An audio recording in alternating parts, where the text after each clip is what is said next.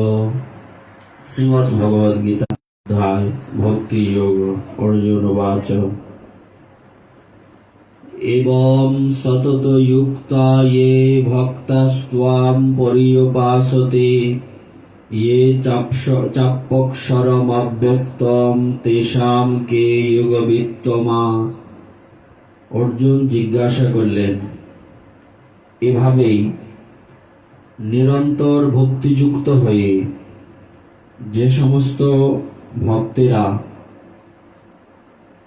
যথাযথভাবে তোমার আরাধনা করেন এবং যারা ইন্দ্রিয়াতীত অব্যক্ত ব্রহ্মের উপাসনা করেন, তাদের মধ্যে কারা শ্রেষ্ঠ যোগী?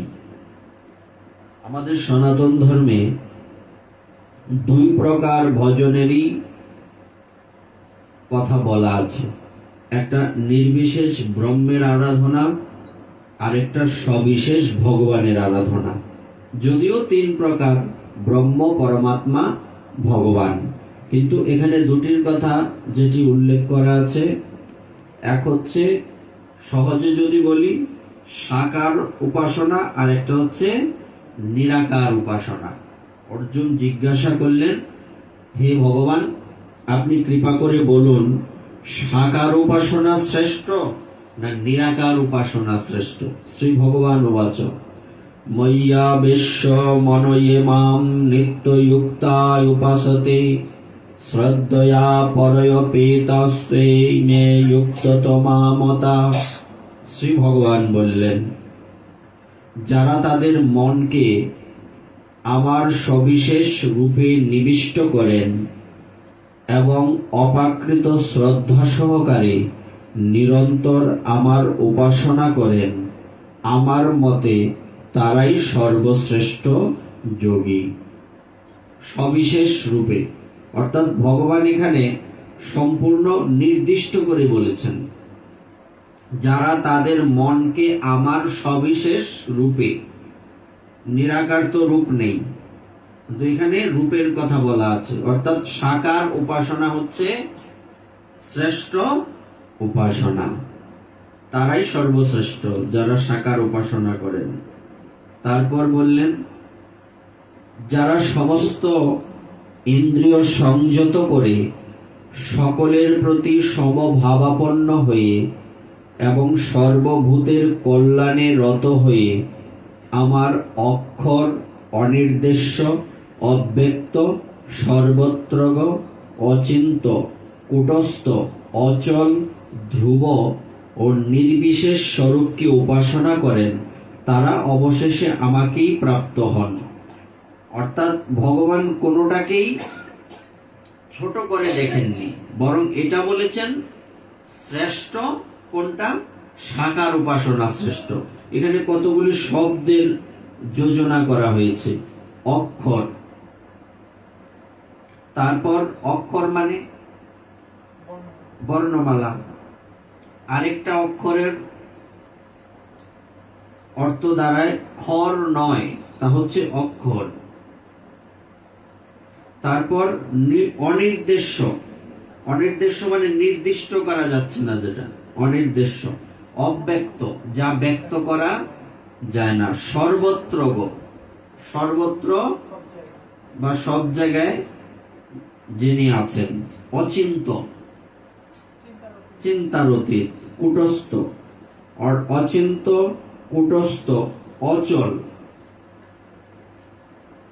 অচল, ধ্রুব ও নির্বিশেষ স্বরূপকে উপাসনা করেন, তারা অবশেষে আমাকেই প্রাপ্ত হন। কিন্তু এখানে দেখুন কি বলা আছে, ক্লেশ অধিকতর তেষাং অব্যক্ত আসক্ত চেতসাম অব্যক্ত হি গতির দুঃখম দেহবদ্ভির অবাপ্যতে। যাদের মন ভগবানের অব্যক্ত নির্বিশেষ রূপের প্রতি আসক্ত, তাদের ক্লেশ অধিকতর। যারা নিরাকার উপাসনা করেন, তাদের জন্য এই উপাসনা অত্যন্ত কঠিন, ক্লেশদায়ক। কারণ অব্যক্তের উপাসনার ফলে দেহধারী জীবেদের কেবল দুঃখই লাভ হয়। এটা দিয়ে আমরা বলতে পারি, যারা নিরাকার ব্রহ্মের আরাধনা করেন তারা দিনের পর দিন, মাসের পর মাস, বছরের পর বছর এক আসনে জিতশ্বাস জিতক্রোধ, এক আসনে বসে জিতাসন, এই দিনের পর দিন ভজন করে যাচ্ছেন। এখানে বলা আছে কি, শব্দটা আমাদের আগে বুঝতে হবে।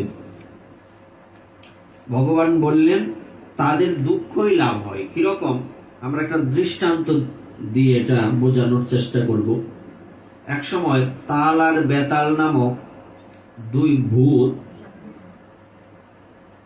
রাজার কাছে জানালার পাশে বসে বলছে, দেখুন মহারাজ, যদি আপনি আমাদের প্রশ্নগুলির উত্তর দিতে না পারেন, কিছু প্রশ্ন করব আপনাকে, এইগুলির উত্তর যদি দিতে না পারেন তবে আপনার ঘাড় মটকাবো। তো মহারাজ ভাবলেন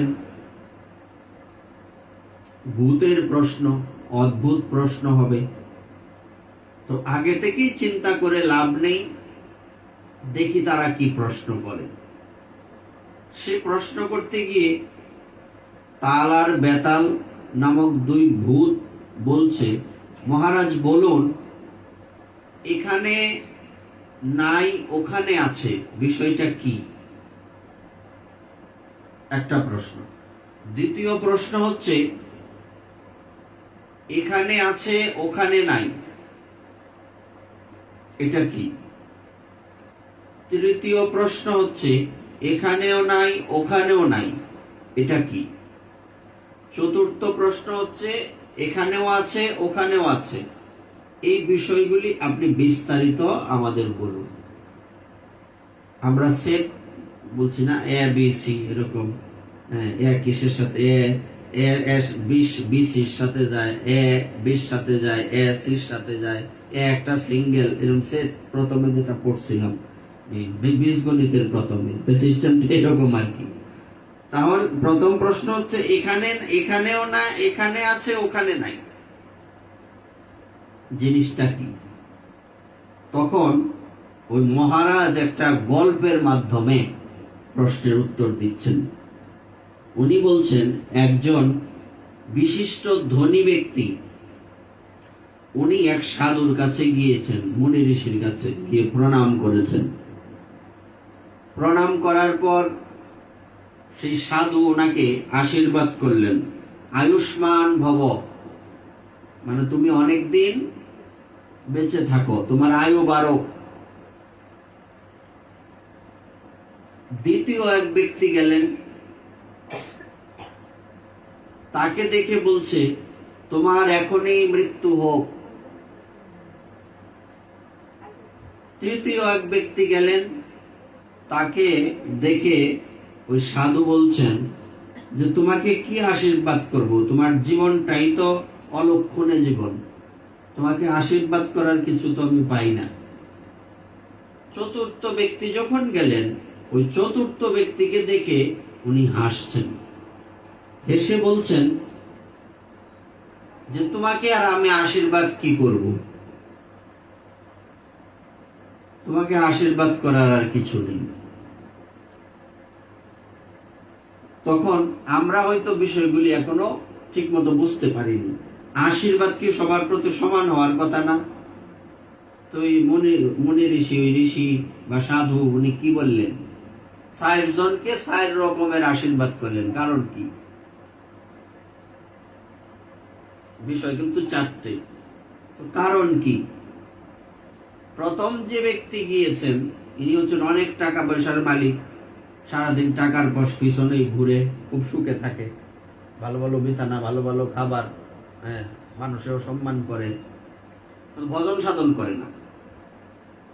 অনেক এরকম আছে না, ভজন সাধন করে না কিন্তু টাকা পয়সা আছে অনেক, এরকম অনেকেই আছে।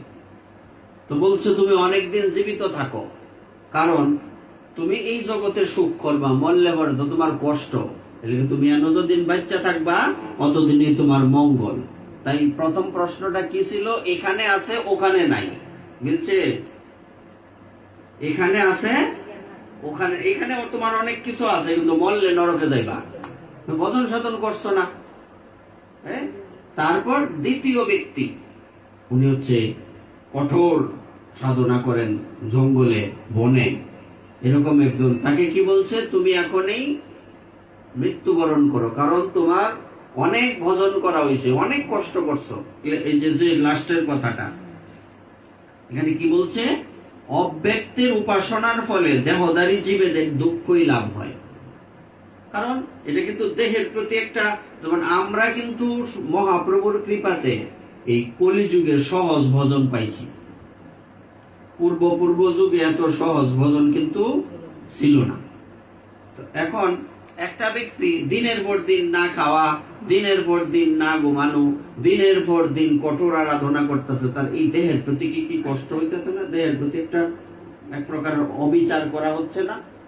যদি ওইটা অবিচার না, যে ব্যক্তি ভজন করে এটাই তো সবচেয়ে শ্রেষ্ঠ। কিন্তু নরমালি আমরা চোখের দৃষ্টিতে কি দেখতে পাই, দিনের পর দিন না খাওয়া, শরীর কাঠির মতো হয়ে গেল। যেমন বাবা লোকনাথের জীবনীতে আমরা পাই, শরীর কি অনেক মোটা সোটা ছিল, কাঠির মতো চেহারা, হাড্ডি গুলি গনন গেছে, এরকম চেহারা। অরিজিনাল বাবার যে চিত্রপটটা, শরীর একদম অস্থিসার শূন্য। তো দিনের পর দিন ভজন করেছেন, কঠোর আরাধনা, এটা কি শরীরের প্রতি এক প্রকার অনেক কিন্তু ক্লেশ, এই কষ্ট। এই জন্য বলছো তুমি এখনই মৃত্যুবরণ করো, কারণ তুমি এই সংসারে অনেক কিছু করছো, ভজন করছো, এবার তুমি ওখানে গেলে তুমি ভগবানের কাছে যাইবা, মানে তুমি ব্রহ্মের আরাধনা করছে, তো তুমি ব্রহ্মের কাছে যাবে, ব্রহ্মের সাথে লীন হয়ে যাবে। তারপর তৃতীয় এক ব্যক্তি আসছে, তারে কি বলছে, তো তুমি জীবনটাই, তুমি অলক্ষী লোক, তোমার জীবনটাই ব্যর্থ, তোমাকে কি আশীর্বাদ করব? ও আগেরটা বললে নেই, তাইলে উনার এখানে আছে, এখানে নাই, কিন্তু ওখানে তার ওই যে দিনের পর দিন ভজন করছে। এইবার তৃতীয় ব্যক্তি উনাকে কি বললেন, তোমাকে আশীর্বাদ কি করব, তোমারও একদম সবই ব্যর্থ, ষোল আনাই মিশা তোমার জীবন। এই ব্যক্তিকে, যে ব্যক্তি হচ্ছে কসাই গেছে গিয়া প্রণাম করছে, কারণ এই পৃথিবীতেও তোমাকে কেউ দেখতে পারে না, আর মরলেও নরকে যাইবা, তোমার এখানেও নাই ওখানেও নাই, বুঝছে? এইবার আরেক ব্যক্তি আসার পরেও সাধু হাসলো, বলছে তোমার আর আশীর্বাদ করার কি আছে, তোমার তো সবই প্রাপ্ত হয়ে গেছে। যে চতুর্থ ব্যক্তি যে আসছে, সে হচ্ছে কৃষ্ণ ভক্ত। কৃষ্ণ ভক্তের বলছে কি, হাতি মরলেও লাগ, বাঁচলেও লাগ। কিরকম? একজন কৃষ্ণ ভক্তের, যেমন মহাপ্রভুর কৃপাতে আমাদের কিন্তু ভজন করতে এত কষ্ট করতে হয় না। এই আগের দিনের মতো বছরের পর বছর যোগ সাধনা করতে হয়, মানে দিনের পর দিন যজ্ঞের সামনে, আগুনের সামনে বইতে বইতে শরীর কালা হয়ে যাইতেছে, এরকম হয়? আমরা দিব্যি আরামে 3 বেলা প্রসাদ পাইতেছি, ভালো মন্দ, আর মানুষের বাড়ি গেলে তো কথা হই নাই। আর যদি উৎসব, তাহলে তো দক্ষিণা তো আইতেই থাকে নাকি? চিন্তা করেন তো বিষয়টা মিলে কিনা। কারণ একজন ভক্তের বাড়িতে গেলে পরে ভালো মন্দ প্রসাদের ব্যবস্থা, তারপরে আবার দক্ষিণা তো দেয়, প্রণামও করে, আবার সাথে এই বস্ত্র দেয় কিনা। কোন দিক থেকে ক্ষতি? এই পৃথিবীতে থাকতেও রাজার মতো চলে, মরলেও ভগবানের সেবাত যাইব, তাইলে তারা এখানেও আছে ওখানেও আছে, মিলছে?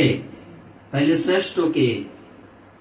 কৃষ্ণ ভক্ত হচ্ছে বুদ্ধিমান, যে জনা কৃষ্ণ ভজে। এই কথাটা আবার বলি, তাইলে মিলবে। বলছে যাদের মন ভগবানের অব্যক্ত নির্বিশেষ রূপের প্রতি আসক্ত, মানে নিরাকার ব্রহ্মের আরাধনা করেন, কষ্টকর, তাদের ক্লেশ অধিকতর। কারণ অব্যক্তের উপাসনার ফলে দেহধারী জীবেদের কেবল দুঃখই লাভ হয়। একটা ইয়েতে কলকাতা স্টেশনে, কলকাতা না, হাবড়া স্টেশনে, হাওড়া না, হাবড়া একটা জায়গা আছে, হাওড়া তো বিশাল বড়, হ্যাঁ হাবড়া। তো হাবড়া স্টেশনে সম্ভবত আমার খেয়াল হাবড়াই হইব। তো ওখানে আমরা সবাই কয়েকজন গুরু ভাইয়েরা বসে আছি, বাবাও আছে সাথে, তখন গুরুদেব ছিলেন। আমরা ওই হাবড়া একটা জায়গায় বৈষ্ণব সবাই যাচ্ছিলাম। তখন এই কোথা থেকে এক লোক আসছে, আইসা পকেট থেকে টাকার বান্ডিল বাইর করছে, বাইর করিয়া সবাই দক্ষিণা দিতেছে, সবাই প্রণাম করতেছে, না নাই জানা নাই। হ্যাঁ, এটা কি, এটা একটা মুখ্য বিষয় তো দক্ষিণা প্রাপ্তি না। মানুষ যে কৃষ্ণ ভক্তকে সম্মান করে, হ্যাঁ, কিংবা রাস্তাঘাটে দেখলে অনেকে এমনি তো জয়রাধে তো কয়ে, অনেকে প্রণামও করে, রাস্তাতেই প্রণাম করা শুরু করে। অনেকের ভিতরের আবেগটা ভালোবাসাটা বেশি না, রাস্তাঘাটে একদম ভরা মজলিসের মধ্যে প্রণাম।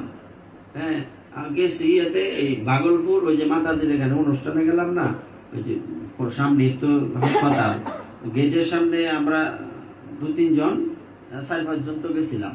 তখন ওখানে হঠাৎ করে একজন গেটেতে বাইরেছে, মাতাজি বাইরিয়া প্রণাম, সবাই তাকায় রয়েছে, ড্রাইভার এত লোক, ডাক্তার, ছাত্র, কত কত না, সবাই তাকায় রয়েছে। আমি নিজে আমার শরম লাগতেছে, সবাই তাকায় রয়েছে। হ্যাঁ, তো বিষয়টা কিন্তু একজন ব্যক্তি সে ভক্ত হয়েছে কিনা এটা কিন্তু কেউ চিন্তা করে না। ভক্তের বেশ তো আছে, যেমন একটা প্রমাণ আছে বেশের যে কত সম্মান। এই যখন পাকিস্তান আমল ছিল, আমাদের শোনা কথা, পাকিস্তান আমলে নাকি পাকিস্তান দিবস পালন হইত 14ই আগস্ট না কত, হ্যাঁ সম্ভবত, হ্যাঁ 14ই আগস্ট। তখন এটা করিমগঞ্জের ঘটনা, ওখানে গিয়া শুনছি। তো ওখানে ওই সময় মানুষ নাকি নানা রকম রূপ ধারণ করিয়া এই ঘুরত, যেমন আমাদের মধ্যে আছে না, কৃষ্ণের রূপ ধরে, মহাদেবের রূপ ধরে। তো এক ব্যক্তি সে মহাদেবের রূপ ধারণ করে এই করিমগঞ্জ সাধুর বাড়ি আছে, করিমগঞ্জ বাজারে সাধুর বাড়ি, সাধুর বাড়ি, এরা কয়েক পুরুষ ধরে প্রসাদ বুঝি। হ্যাঁ, তো ওই বাড়িতে এই লোক মহাদেবের বেশ ধরিয়া তার বাড়ির ঘরের সামনে একটা চেয়ার রাখা, সে মহাদেবের মতো গিয়ে বইছে, হাতে শোল্ডার এইগুলো বইছে। হ্যাঁ, তাড়াতাড়ি ওই বাড়ির যে মাতাজি, হ্যাঁ ধূপ ধুনা নিয়া একদম বাবা বাবা কইয়া প্রণাম। এমন সময় ওই বাড়ির উনার যে ছেলে বলছে, মা এটা তুমি কি করতেছো? হ্যাঁ, এটা তো আমরা এই বাড়ির এই ফাঁসের পাড়ার এক মুসলমান ব্যক্তি, সে শিবের রূপ ধারণ কইরা এরকম পাকিস্তান দিবসে ঘুরতেছে। প্রণাম করার পর পরবর্তীতে সে বলছে, শোনো, আমি তো এই কোন ফাড়ার কোন মুসলমান ব্যক্তি তাকে চিনি না, আমি তো মহাদেবকে প্রণাম করছি। মহাদেবের রূপ ধারণ করত একজন ভক্ত, সে ভক্ত হইছে কি না হইছে এটা কিন্তু কেউ চিন্তা করে না, আর করা উচিত না। মালা তিলক এটা এমন একটা সম্মানের বিষয়, দেখলেই প্রণাম করে লোক। সম্মানের অভাব নাই, না প্রসাদের অভাব, কোনো কিছুর অভাব আছে? লাভ কার বেশি? মৃত্যুর পরে তুমি ভগবান পাইবা কিনা বা কি পাইবা এটা দেখার বিষয় না। তুমি এই পৃথিবীতে থাকতে যে সম্মান, ভক্তরা কোনো বাড়িতে গেলে সবাই কুলা টোলা নিয়া, মালা টালা নিয়া হাজির, বরণ করে ফুল ছিড়াইতে বিষয়টা কি আমরা তখন সরল লাগে? কি ব্যাপার? আমরা তো আমাদের দিক থেকে ভাবি ফুল হুদাই মানুষের চরণে পাওয়ার মধ্যে পড়তেছে, ভগবানের চরণে গেলে এটার মঙ্গল। কিন্তু তারা তো ভগবানের থেকে বেশি সম্মান করতেছে তোমারে, তাদের সম্মানটাকেও তুমি তো মানে কিভাবে এটা বলবা, এটা তো বাক্য নাই, কোনো ভাষা নাই। এই জন্য এই বিষয়গুলি কি কোনো সাধারণ, যত টাকার মালিক হোক, যত সম্মানীয় ব্যক্তি হোক, এইগুলি কিন্তু পাইবা না। প্রণাম তো আর কেউ করে না, মানুষকে প্রণাম করে না। ফুলের মালা, ভগবানের প্রসাদী মালা নিয়া সব দাঁড়ায় রয়েছে, হরিনাম ফুল করতাল নিয়া, কি একটা অবস্থা। হ্যাঁ, সুতরাং কৃষ্ণ ভক্তের এই পৃথিবীতেই তো অনেক কিছু প্রাপ্ত হয়ে গেল, কিসের অভাব? কোনো কিছুর অভাব নাই। যেমন কিন্তু প্রথম দিকে একটু স্ট্রাগল করতে হয়, কারণ ভগবান প্রথমে অনেক পরীক্ষা করে। হ্যাঁ, যেমন এই আমাদের গুরুদেবের জীবনীতে আছে, উনি যখন প্রথম বৃন্দাবন গেলেন, তো ওখানে উনি এই ব্রজবাসীর দরজায় তো ভিক্ষা করে মাধুকরী। তো এক ব্রজবাসী মাতাজি ওনাকে দেখে বলছে, বাবা তোমার তো চেহারা দেখে বোঝা যায় তুমি তো ভিক্ষা করার মানুষ না, চোখ শুকায় গেছে, মানে কষ্ট করে অভ্যাস না থাকলে যা হয় আর কি। কারণ আমাদের গুরুদেব তো জমিদারের সন্তান, হ্যাঁ, অনেক টাকা পয়সার মালিক। আমরা গেছিলাম আমাদের গুরুদেবের জন্মস্থানে, বিশাল এরিয়া, বিশাল বড়, হ্যাঁ। এবার তো তোমার তো ভিক্ষা করা তো তোমার ইয়ে না, তোমার মুখ টুক দেখে তো বোঝা যায় না তুমি কোনো ভিখারি, হ্যাঁ। তখন বলছে তোমার কি কি প্রয়োজন? তখন বাবা বলছেন যে দেখুন, আমার খুব ইচ্ছা সাধু সেবা করা।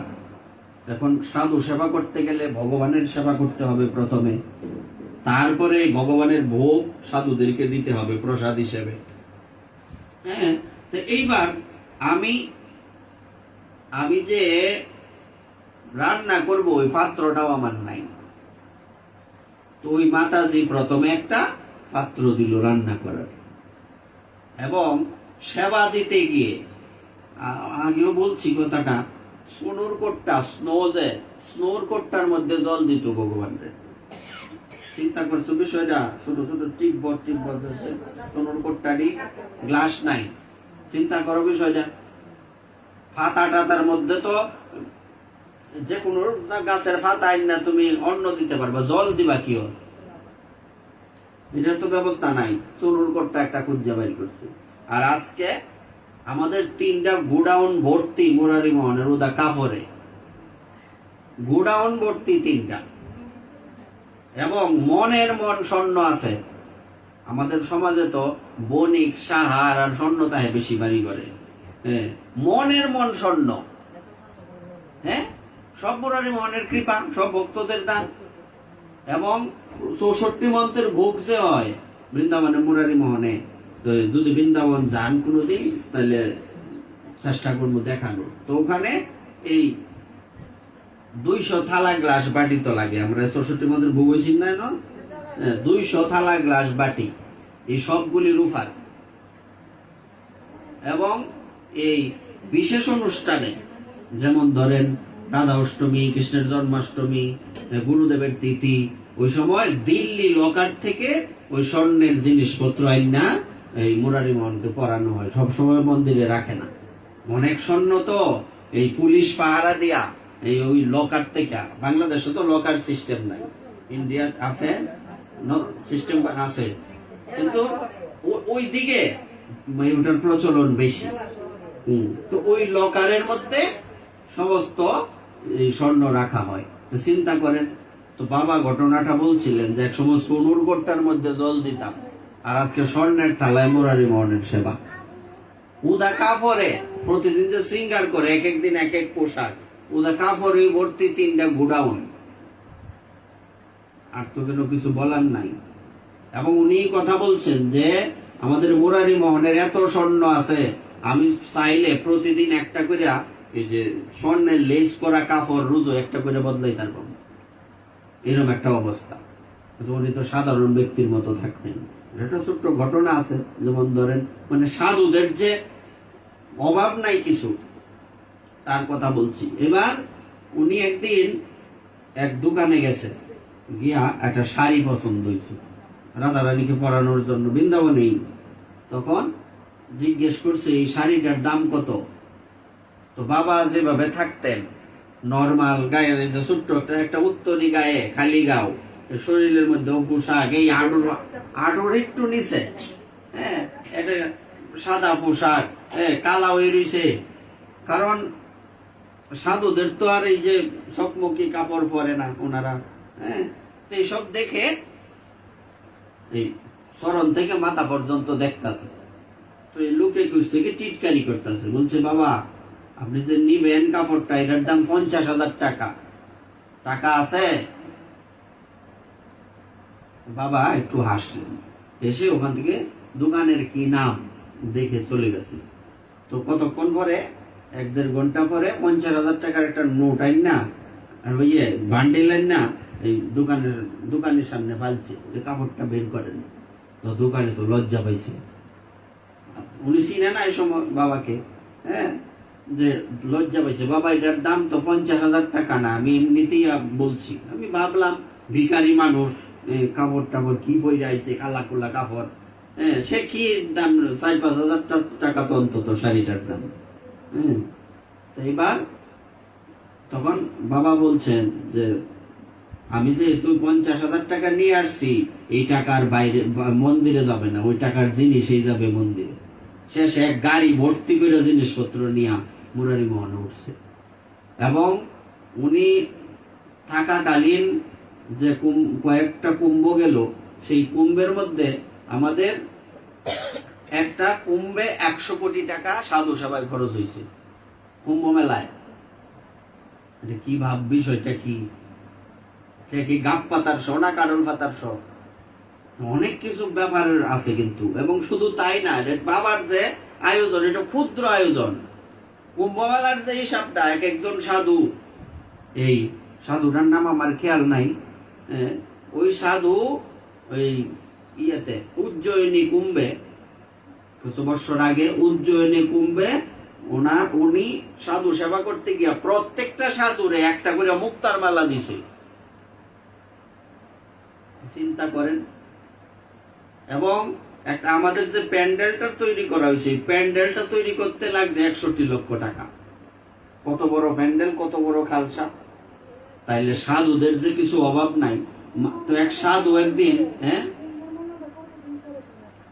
কুম্ভ মেলা 12 বছর পরে আছে, 6 বছর পরে আছে, 100 বছর পরে আছে, 144 বছর পরে আছে। এটার লোক মানে আসে আর কি, তিথি। অর্ধ কুম্ভ 6 বছর পরে, পূর্ণ কুম্ভ, মহাকুম্ভ, কুম্ভের আরো প্রকার আছে। সবচেয়ে বড় কুম্ভ হইল 144 বছর পর পর হয়। তো এইরকম এক কুম্ভ মেলার মধ্যে এক সাধু বলছে, যে টাকা পয়সার পিছনে মানুষ ছুটে নিজেদের জীবন নষ্ট করে, ভজন সাধন করতে পারে না, আমরা ফসরাপ করলে মণিমাণিক্য জয়রা পড়ে। চিন্তা করেন সাধু কেমন কথা কইছে। এই সাধু প্রত্যেকটা সাধুকে একটা করে মুক্তার মালা দিছে সেবার পরে, আর অন্যান্য জিনিস তো আছেই। সুতরাং কৃষ্ণ ভক্তের কোনো কিছুর কিন্তু অভাব হয় না। কৃষ্ণ ভক্ত এই জন্যই বলছে, এখানেও আছে আবার ওখানেও আছে। তা আমরা তো 4টা প্রশ্নের উত্তর পাইলাম। তো সুতরাং বুদ্ধিমান ব্যক্তি কাকে বলা হবে? সেই বুদ্ধিমান যে ব্যক্তি কৃষ্ণ ভজন করে। তারপর কি বললেন? যারা সমস্ত কর্ম আমাতে সমর্পণ করে মতপরায়ণ হয়ে অনন্য ভক্তিযোগের দ্বারা আমার ধ্যান করে উপাসনা করেন। হে পার্থ, আমাতে আবিষ্ট চিত্ত সেই সমস্ত ভক্তদের আমি মৃত্যুময় সংসার সাগর থেকে অচিরেই উদ্ধার করি। কাদেরকে উদ্ধার করি ভগবান বললেন? যারা ভক্তি যোগের মাধ্যমে আমার উপাসনা করেন। তারপর অতএব আমাতেই তুমি মন সমাহিত করো এবং আমাতেই বুদ্ধি অর্পণ করো, তার ফলে তুমি সর্বদাই আমার নিকটে বাস করবে, সেই সম্বন্ধে কোনো সন্দেহ নেই। জয় রাধে, জয় রাধে, জয় রাধে। তারপর হে ধনঞ্জয়, যদি তুমি স্থিরভাবে আমাতে চিত্ত সমাহিত করতে সক্ষম না হও, তাহলে অভ্যাস যোগের দ্বারা আমাকে প্রাপ্ত হতে চেষ্টা করো। অনেকে বলি যে ওই অনেকে আসনে বহুক্ষণ জপ করতে পারে, ভজন করতে পারে, আমি তো বেশিক্ষণ পারি না, অনেকে বলে না। তো অভ্যাসের মাধ্যমে এটা আমাদের চেষ্টা করতে হবে। যে দেখি আজকে 2 মালা জপ করি আসনে, যে কালকে আরো 2-4-5 দিন যা, কেমনে 1 সপ্তাহ যাক, আবার আর 2 মালা বাড়াইলাম। এইভাবে আসনে বসার অভ্যাস করতে হবে। এটাকে বলে অভ্যাস যোগ, অভ্যাসের মাধ্যমে কর্ম। তারপর যদি তুমি এমনকি অভ্যাস করতেও অসমর্থ হও, তাহলে আমার প্রতি কর্মপরায়ণ হও, আমার জন্য কর্ম করেও তুমি সিদ্ধি লাভ করবে। আমার কর্ম বলতে কোনটা কি, কোনটা বলছে? অনেক লোক খুঁজে পাবেন সমাজে যারা গীতার কর্মযুগের নিজের মতো করে ব্যাখ্যা দেয়, যে কি, যে কর্মই ধর্ম। হ্যাঁ, কর্ম না করলে কেমনে কি, কর্ম না করলে কিভাবে হবে, কর্মটা কখন ধর্ম, এটা কিন্তু বিচার্য। তুমি এই চুরি চামারি করবা, সংসার চালাইবা, বা ভালো পথে অর্থ উপার্জন করবা, ভগবানের নামে কোনো খবর নাই, এটা তো ধর্ম না, এটা অধর্ম। যখন তুমি যাই করো, সংসারে থাকো, বনে থাকো, পাহাড়ে থাকো, এটা বিষয় না, তুমি এই যে সৎ পথে অর্থ উপার্জন করে যদি তোমার এই জীবনটাকে কৃষ্ণ ভাবনায় নিযুক্ত করতে পারো, ওই আমরা অম্বরীশ মহারাজের কথা বলছিলাম না, অম্বরীশ মহারাজ উনি ওনার পুরো শরীরটাই গোবিন্দের সেবায় লাগাতেন। তোমার এই অর্থ সম্পত্তি যদি গোবিন্দ সেবায় না লাগে, অখাদ্য কুখাদ্য খাও, তো এটা হলো অধর্ম। এটা ধর্ম হইলো কেমনে? এখানে শব্দটা আবার বলি, আমার জন্য কর্ম করেও তুমি সিদ্ধি, আমার জন্য, আমার জন্য কর্মটা কি এইসবের মধ্যে আছে? আমার জন্য বলতে কি, মিনিংটা কি? ভগবানের জন্য কি কর্ম? এখন তুমি উল্টা পাল্টা কর্ম করে যদি কও হ্যাঁ কর্ম না করলে চলবো, এটাকে আমার জন্য হইছে, এটা ধর্ম না অধর্ম? কাজেই উল্টা পাল্টা কর্মের ব্যাখ্যা যাতে আমরা না দিই। কর্ম অবশ্যই করতে হবে, আর কর্মটা ধর্ম কখন হবে? তুমি যত সৎ পথে উপার্জন করো, যদি তুমি গোবিন্দ সেবার মধ্যে লাগতে না পারো, যদি তুমি তোমার এই বৈধ পথে উপার্জিত অর্থ দিয়া প্রাণী হত্যা করিয়া বিভিন্ন প্রাণীরা খাইতে থাকো, সেইটা ধর্ম হইব না অধর্ম হইব? সেই যে আমার জন্য কর্ম করো, তুমি প্রাণী হত্যা করিয়া গোবিন্দ শ্রী বিষ্ণু হইতো না, আসো কেরে বলি দিতাছ, তুমি শ্রী বিষ্ণু কইবা, সমস্যা কি? তো কৃষ্ণময় হয়ে যাবো গা, হইতো না? রাহরে না কেন হইতো না? কারণ এটার মধ্যে শ্রী বিষ্ণু বাবা চলতো না। এইবার না, প্রকট তো কোনো সময় হইতো না। তুমি সৎকর্ম করলেও ভগবান তালি দিত না, অসৎ কর্ম করলেও ভগবান তোমার আটকাইতো না। শুধু কর্মফলের সময় ভগবান আছে। কর্মণ্যবাধিকার হস্তে মা ফলে সুপদাচন, কর্মে তোমার অধিকার, ফলে তোমার অধিকার নাই, এটা ফলের কর্ম। হ্যাঁ, এবং যে ব্যক্তিরা সৎ পথে কর্ম করে না, বিভিন্ন লোকদেরকে কষ্ট দেয়, হ্যাঁ, বিভিন্ন প্রাণীদের হত্যা করে, আসলে কি আর মানসিক শান্তি থাকে বলে মনে হয়? হ্যাঁ, তুমি নিত্য ভগবানের ভোগ লাগিয়ে এই সিদ্ধ খাও আর শাক খাও, এটা খাইয়া যত আনন্দ পাইবা, এইসব প্রাণী হত্যা করে কি মানসিক শান্তি আইব কোনো সময়? চিন্তা করো, মানসিক শান্তি কোনো সময় আসবে না। পরেরটা তো পরে, মৃত্যুর পরে কি হইব আমরা কেউ জানি না, কিন্তু এই সংসারের তো আমি নিজের কাছে নিজে ধরা, কি আমার কাছে আমি ধরা না? কারণ কেন ধরা? আমি যদি নিজের বিবেককে প্রশ্ন করি আমি কি সঠিক পথে আছি, উত্তর কি আইব? কি আইব? না আইব কিনা? যেটা যে না, তুমি নিজের বিবেককে প্রশ্ন করো যে আমি যে এটা করতেছি এটা কি ঠিক, ভিতর থেকে উত্তর আইব না ঠিক না, এটা মানুষও লাগতো না। তুমি ঠান্ডা মাথায় নিজে প্রশ্ন করলি, না এটা তো আমি ভুল করতেছি। তুমি ভুল কর্ম করতেছ, কিন্তু এইটা যে তুমি ভুল করতেছ এটা তুমি জানো, তার মানে এটা যে ভুল, এটা হলো প্রমাণ। তারপর কি বললেন? যিনি সমস্ত জীবের প্রতি না। আচ্ছা, তুমি যদি এই প্রকার অভ্যাস করতে সক্ষম না হও, তাহলে জ্ঞানের অনুশীলন করো। জ্ঞানের অনুশীলন কি?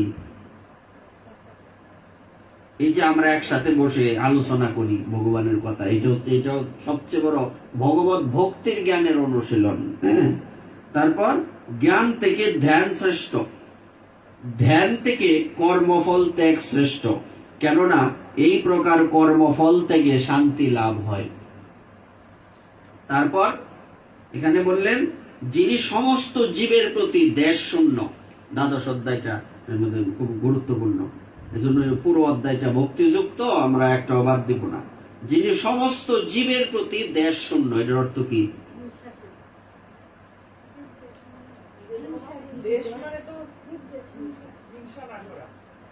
হিংসা শব্দের স্বাভাবিক অর্থ কি? না, স্বাভাবিক অর্থ বিপরীতটা হয় হিংসা না, এটা তো বিপরীত। হিংসা শব্দের স্বাভাবিক অর্থটা কি? হিংসা শব্দের স্বাভাবিক অর্থ হচ্ছে হত্যা করা বা বাধা দেওয়া।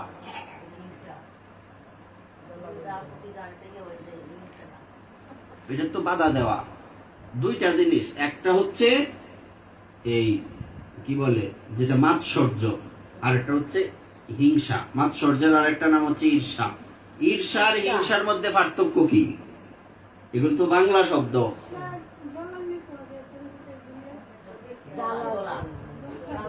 ঈর্ষা মানে হলো তোমার ভালো দেখে আমার জ্বলে। এটার আরেকটা নাম হচ্ছে পরশ্রী কাতরতা। অনেকগুলি শব্দ হয়, ঈর্ষা, মাৎসর্য, পরশ্রী কাতরতা, এগুলি এক অর্থ। এবার তোমার ভালোটা দেখে যে আমার জ্বলে, এটা হচ্ছে ঈর্ষা। আর তোমার ভালোটা দেখে যে আমার জ্বলার পরে তোমারে কেমনে আটকানি যায়, এটার নাম হলো হিংসা। বাধা দেওয়া, হত্যা করা। এই যে আমি যে একটা প্রাণী হত্যা কইরা, তারও তো একটা ফ্যামিলি আছে কি নাই? হ্যাঁ, এই যে বাধা দিলাম, এই যে হত্যা করলাম, এটা হচ্ছে হিংসা। এটা কি বলছে? যিনি সমস্ত জীবের প্রতি দেশ শূন্য। যদি এটা শুধু এই কেউ একজনকে দেখতে পারে না, দেখলে অপছন্দ লাগে, দেখলে জ্বলে, এটার মধ্যে সীমাবদ্ধ থাকতো, তাহলে সমস্ত জীব শব্দটাই তো এখানে শুধু কইল যে যিনি সমস্ত মানুষের প্রতি দেশ শূন্য। তাইলে এটা আমরা মানলাম হইলে যে যেহেতু এই মূলত দেশ বা বিদ্বেষ বা হিংসা, ঈর্ষা শব্দগুলি বাধা দেওয়া অর্থে ব্যবহৃত হয়, সেই জন্য সমস্ত জীব আসছে এখানে। নাহলে কোন জীবের সাথে তুমি ঈর্ষা করবা? মানুষের সাথে না করবা? তুমি তো অন্য প্রাণীর প্রতি তুমি গিয়া হিংসা করতা না, না ঈর্ষা করতা না, হিংসা করবা মানে হত্যা করা। হ্যাঁ, এই জন্য এটা দিয়ে আমরা বুঝি যে অন্য কোন প্রাণীর ক্ষতি করাটাও আমাদের সনাতন শাস্ত্র স্বীকার করে না। জীব হত্যা কি, এটা তো এই ফুলাবাদ কেউ জানে। সুতরাং এটা নিয়ে আমাদের মনের মধ্যে কোনো সংশয় নাই। বা যারা মোটামুটি গীতা পাঠ করে কিংবা শ্রবণ কীর্তন করে, এদের মনে এই প্রশ্ন আসে না যে না এটা এই কথা বলছে না। তাদের মধ্যে দুই ধরনের লোক আছে।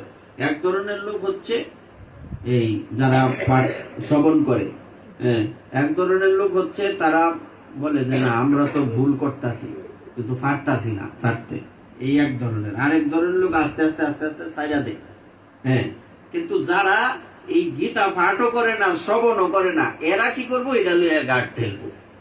হ্যাঁ, এই জায়গার মধ্যে এই কিসিমের লোক নাই। এই কথাটা বলার উদ্দেশ্য হচ্ছে তারা যে গাওরামি করবো তাদেরকে যাতে তোমরা বুঝাইতে পারো, নয়তোবা হেন এই কথা বলার দরকার নাই। আমরা এটা এই বিষয়ে সবাই একমত যে জীব হত্যা মহাপাপ। তারপর বন্ধু ভাবাপন্ন। সমস্ত জীবের প্রতি আমাদের কি ভাবনা থাকবো? তারপর কৃপালু, মমত্ব বুদ্ধি শূন্য, এই একটা শব্দ।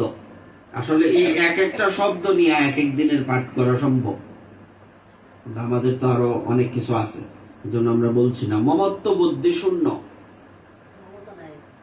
আসক্তি। আগে বলছে বন্ধু ভাবাপন্ন, এখন কইতেছে মমত্ব বুদ্ধি শূন্য। পরস্পর বিপরীত না?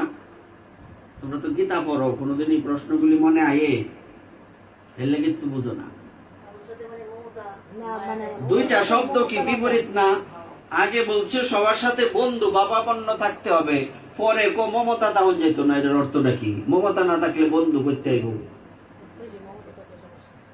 মমতা, বন্ধু ভাবাপন্ন তো না, মমতা, ভালোবাসা, প্রীতি এগুলি থাকবো। এরকম কেন?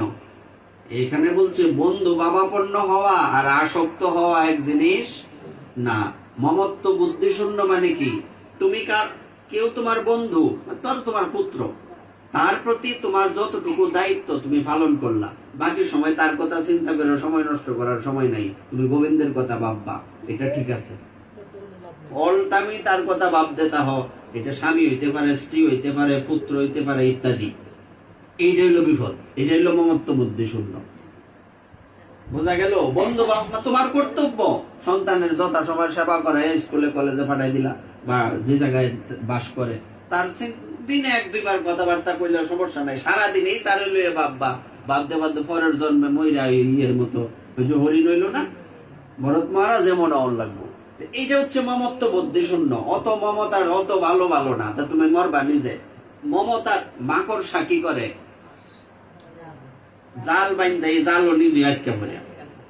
সত্যি না মিথ্যা? সংসারী জীব তারা যদি এটা বুঝতে না পারে, এই যে আমরা যে কথাগুলি বলছি, এটাই জ্ঞানের আলোচনা। ভগবান একটু আগে বলছে যে কি, অভ্যাস করতে যদি সক্ষম না হও, হ্যাঁ, শ্রেয়হি জ্ঞানম অভ্যাসাৎ জ্ঞানাধ্যানম বিশিষ্যতে, জ্ঞানের অনুশীলন করো, এইটাই জ্ঞানের অনুশীলন। এই যে মমত্ব বুদ্ধি শূন্য। প্রমাণ কি? প্রমাণ হচ্ছে, পাবনার এক জমিদার ছিলেন, ওনার নাম হচ্ছে কৃষ্ণ সুন্দর রায়। কৃষ্ণ সুন্দর রায়ের একটা মাত্র পুত্র, উনি ছিলেন পরম বৈষ্ণব, একটা মাত্র পুত্র। এখন ওই পুত্রটা অকালে মারা গেছে, যুবক বয়সে মারা গেছে, আর কেউ নাই ওনার। এই ওনার কি করা উচিত ছিল? 2-3 বার ফিড হয়ে গেল, বুঝলে না? একে তো আর কেউ নাই, দ্বিতীয়ত অত বড় জমিদারি দেখবো কেনা, ইত্যাদি নানান বিষয়। হ্যাঁ, এবার উনি কি করলেন? মৃদঙ্গ নিয়া কীর্তন শুরু করছে। তো আশেপাশের মানুষ ভাবছে যে মনে পাগল হয়েছিলাম। অতিরিক্ত চাপে মানুষ কি হয়ে যায়, কি মানসিক ভারসাম্যহীন হয়ে গেছে। কেন? কি করে? একমাত্র পুত্র মারা গেছে, কীর্তন করতেছে কুল বাজায়। জিজ্ঞেস করছে, আপনার একমাত্র পুত্র মারা গেল, আপনি মৃদঙ্গ বাজাচ্ছেন, কারণ কি?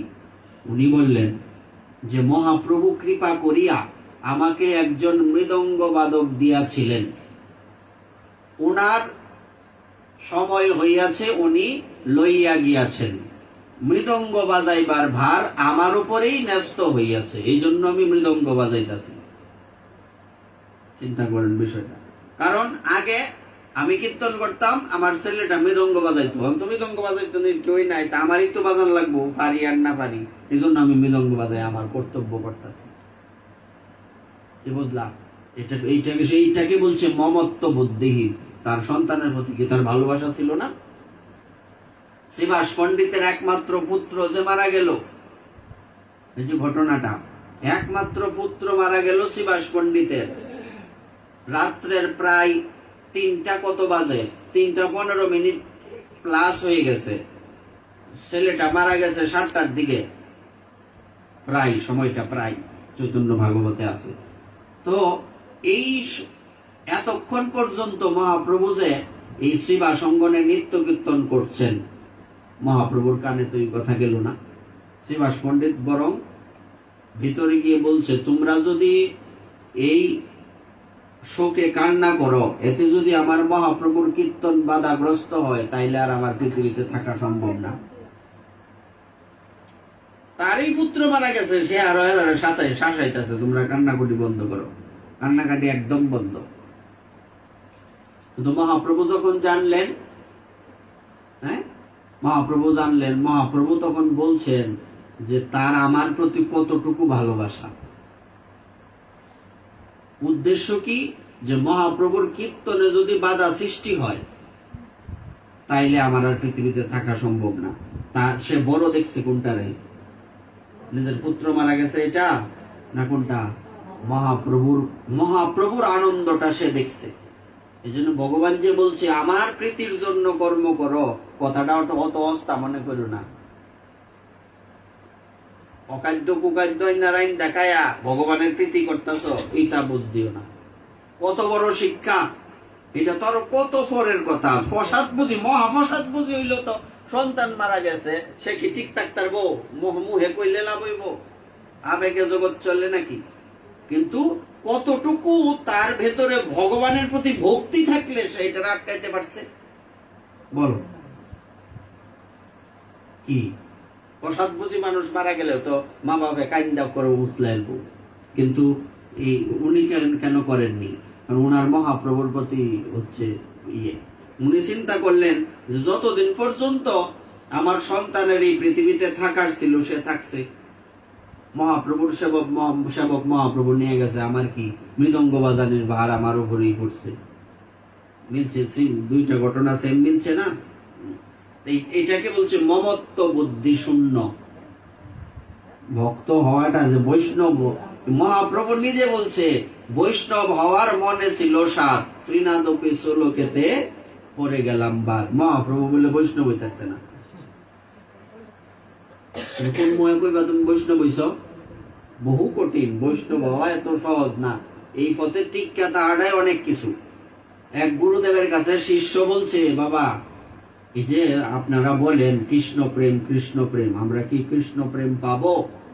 গুরুদেব বলছে, বাবা রে, মরার আগ পর্যন্ত ওই প্রসাদ আর মালা তিলকটা থাকলে অনেক কিছু, কৃষ্ণ প্রেম তো অবস্থা না। এটাই অনেক কিছু। প্রসাদ আর মালা তিলকটা লইয়ে যদি মরতে পারো, এটাই অনেক বড় পাওয়া। কত জন্ম সিদ্ধ বাবা বলছে, আমি 7 জন্ম বৃন্দাবনে ভজন করতেছি, এই জন্মে একটু গিয়া লইলা চলে বইছি। 7 জন্ম ধরে উনি বৃন্দাবনে ভজন করেন, এই জন্মে বলে একটু নৈরা চলে বইছে, মানে বুঝাইতেছে এই জন্মে মন হইতাছে একটু কিছু ভজন হইছে। আর আমরা দুইটি আর ফিতর লইয়া ঠাউর ঠাউর করি, আজগা ভক্তিবতায় কাল লাভ করে ভগবান খাইতেছিলাম। অত সহজ না। সুতরাং এখানে এই বৈষ্ণবত্ব অনেক কঠিন জিনিস। আমরা যে এই পথে টিক্কা থাকতে পারবাম, এটাই অনেক কিছু। মহাপ্রভুর কৃপা হইলে সম্ভব, নাহলে বিনাশ কোনোদিনই সম্ভব না। কত কত ভক্ত বৈষ্ণবরা হারাই গেছে, এরকম আছে না নাই? অনেকে হারাই গেছে। কাজেই এটা মহাপ্রভুর কৃপা যদি টিকে থাকা যায়। তারপর বলছে নিরহংকার। এটা তো আমরা এই কথার মধ্যে শেষেই, তুমি যে বৈষ্ণব হইছো বলতে পারবা? মহাপ্রভু কইছে আমি বৈষ্ণব হইতাছি না, তা তুমি বৈষ্ণব হয়ে পড়ছো? হ্যাঁ, বৈষ্ণব হয়ে পড়ছো না? মহাপ্রভু কইছে আমি বৈষ্ণব হইতাছি না, তা আমরা কি সম্ভব? আমরা কইতে পারবো আমরা বৈষ্ণব হইছি না? আমরা কোনরকম ধরে রাখছি, মহাপ্রভু জানে কি হইছে। কোন সময় নিজেকে বলা যাবে না আমি ভক্ত হইছি, আমি বৈষ্ণব হইছি। খুব কঠিন ভক্ত হওয়া, অত্যন্ত কঠিন। অর্জুন হওয়া অত সহজ না। হ্যাঁ, পঞ্চপাণ্ডব হইতে গেলে এই যে কত কষ্ট ভোগ করছে তারা। হ্যাঁ, দ্রৌপদীর অবস্থাটা চিন্তা করছো? কার কথা? মীরাবাই, মিরাজির ইয়ে দেখো না, ইয়ে টিভিতে দেখা, কত কষ্ট করছে। রাজরানী মীরা ভিখারিনী, হ্যাঁ, গিরিধারী তোমারও লাগিয়া। রাজরানী সে ভিখারিনী হয়ে গেছে গিরিধারীর জন্য। উনার ভক্ত হইতে কত কষ্ট করতে হয়েছে। শুধু তাই না, উনার যে অপোজিশন, যে তারা দেখতে পারতো না, তারা একটা ইয়ের মধ্যে, ঝুড়ির মধ্যে সাপ পাঠাইছে। সাপ যেটা সুবল দিলে মরবো। হ্যাঁ, যখন ঝুড়ি খুলছে, ঝুড়ির মধ্যে শালগ্রাম শিলা, সাপ ওই শালগ্রাম শিলা হয়ে পড়ছে। কি বুঝছো? এটা হচ্ছে ভক্তের স্পেশালিটি। লাড্ডুর মধ্যে বিষ মিশাই দিছে, যাও প্রহ্লাদ রে দেও, খায়া মরো। লাড্ডু অমৃত হয়ে পড়ছে, আর ভগবান এই বিষাক্ত লাড্ডু খাইছে। চিন্তা করো, অনেক কঠিন। তাইলে অহংকার করার কোন সুযোগ আছে আমাদের? কোন সুযোগ নেই। সুখে দুঃখে সমভাবাপন্ন, এটা তো আমরা সবাই জানি। এটা আগেও অনেকদিন কথা হয়েছে। ক্ষমাশীল, ক্ষমা করতে শিখতে হবে। কেউ ভুল করলে ক্ষমা করতে শিখতে হবে। ক্ষমাশীল, সর্বদা সন্তুষ্ট। এটা কি?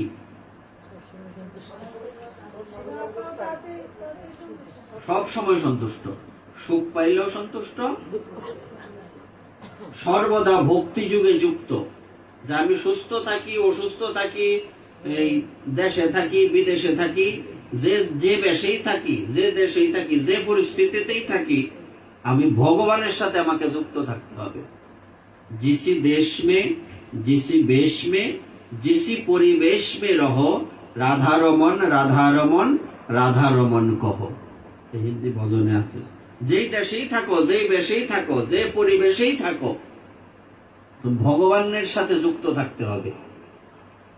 এটা দেশ হোক বিদেশ হোক যা কিছু হোক, ভগবানের সাথে যুক্ত থাকার কোনো বিকল্প নাই। সংযত স্বভাব, এটা আমরা সবাই জানি, স্বভাবকে কন্ট্রোল করা, নিয়ন্ত্রণ রাখা। দৃঢ় সংকল্প যুক্ত,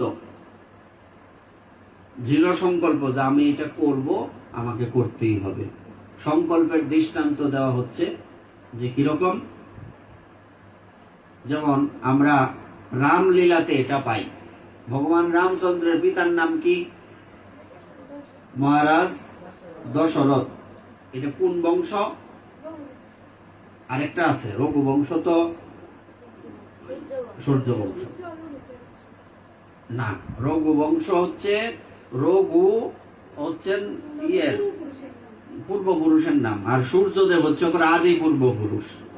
সূর্যদেবের থেকেই তাদের বংশ। আর ভগবান শ্রীকৃষ্ণ হচ্ছে চন্দ্র বংশ, চন্দ্র দেবতার থেকে আসছে। পত্রীমণির পুত্র হচ্ছে চন্দ্র, চন্দ্রের পুত্র বুধ, বুধের পুত্র পুরুরবা। হ্যাঁ, এরকম পরম্পরায় আস্তে আস্তে আস্তে আস্তে পরে ভগবান শ্রীকৃষ্ণ আসছে।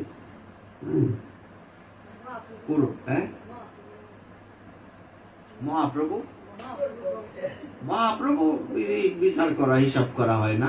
দুইজন, ভগবান রামচন্দ্র এবং ভগবান শ্রীকৃষ্ণ, তারাই কোন বংশে আসছে এটা বিচার করো। তো এটা আমরা যে কোন বংশে আছি, বুড়াগারে দুই বংশের মধ্যে আছি, এটা খুঁজলে পাওয়া যাইব, পাওয়া যাইতো না?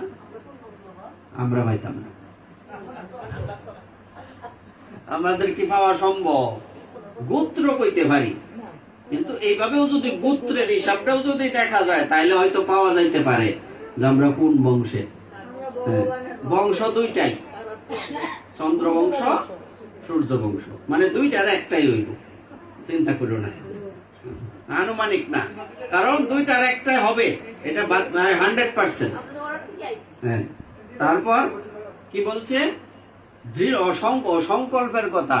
ওখানে একটা কথা আছে, রঘুকুল রীতি সদা চলিয়ায়, প্রাণ যায় তবু বচন না যায়। অর্থাৎ রঘুবংশের রীতি কি? সবসময় চলে আইতাছে, মানে এই বংশে এটা একটা বিশেষ। প্রাণ চলে যাবে, কিন্তু বচন যে দিছি, কথা যে দিছি, পিতৃসত্য পালনের জন্য ভগবান 14 বছর বনবাসে কাটাইলেন। এটা কথার শক্তি। আমি তোমার কথা দিছি তো কথা দিছি, কইছি। এটা সারা পৃথিবী উল্লে যাক, আমি মরলেও, আমার সব চলে গেলেও আমার এই কথাই ঠিক। এটাকে বলে দৃঢ় সংকল্প। এবং যার মন ও বুদ্ধি সর্বদা আমাতে অর্পিত, তিনি আমার প্রিয় ভক্ত। চিন্তা করেন, ভক্ত কত কঠিন। যস্মান্ন দ্বিজতে লোক, লোকান্ন দ্বিজতে চজ, হর্ষামর্ষ বয়োদ্বেগের মুক্ত, যশ চমে প্রিয়। কি বলছে? যার থেকে কেউ উদ্বেগ প্রাপ্ত হয় না, মানে সে কাউকে জ্বালায় না, এবং যিনি কারো দ্বারা উদ্বেগ প্রাপ্ত হন না, এবং যিনি হর্ষ ক্রোধ ভয় উদ্বেগ থেকে মুক্ত, তিনি আমার অত্যন্ত প্রিয়। তারপর যিনি নিরপেক্ষ, কারো পক্ষে নাই, হ্যাঁ, সূচি, সবসময় শুদ্ধ থাকে, দক্ষ কর্মে নিপুণ, উদাসীন, হ্যাঁ, উদ্বেগ শূন্য, এবং সমস্ত কর্মের ফল ত্যাগী, তিনি আমার প্রিয় ভক্ত। যিনি প্রিয় বস্তুর প্রাপ্তিতে আনন্দিত হন না, অপ্রিয় বস্তুর প্রাপ্তিতে দেশ করেন না, যিনি প্রিয় বস্তুর বিয়োগে শোক করেন না, অপ্রাপ্ত ইষ্ট বস্তু আকাঙ্ক্ষা করেন না, এবং শুভ ও অশুভ সমস্ত কর্ম পরিত্যাগ করেছেন, এবং যিনি ভক্তিযুক্ত, তিনি আমার প্রিয় ভক্ত। এটা একটু আমরা বুঝি। প্রিয় বস্তু পাইলে আনন্দে লাফাইয়া উঠে না, আবার অপ্রিয় বস্তু পাইলে কষ্টও হয় না।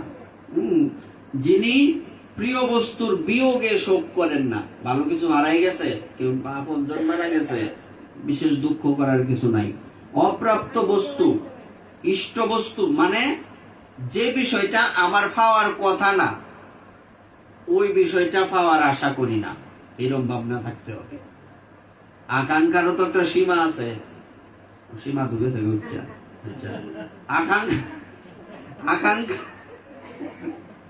আকাঙ্ক্ষার তো একটা সীমা আছে নাকি? আকাঙ্ক্ষা যদি আকাশচুম্বী হয় তাহলে এটার সমাধান কি? এটা আমারে মারতে শনি মঙ্গলবার লাগবে না, এটা আমারে ওই যে মাকড়সা জালের মতো জড়ায় নিব।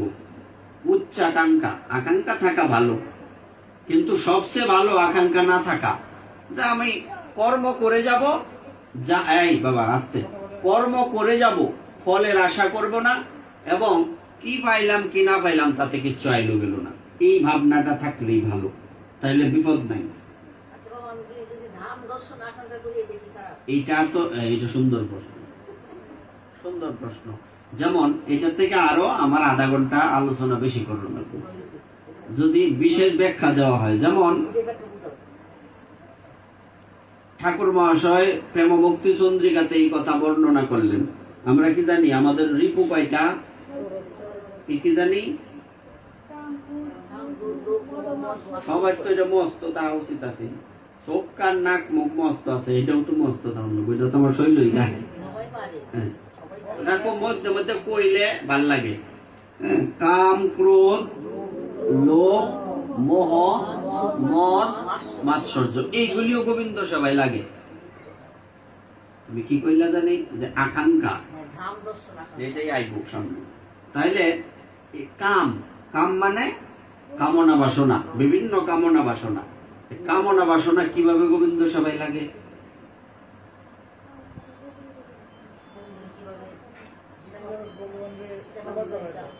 সাধারণ ব্যক্তির চিন্তা কি?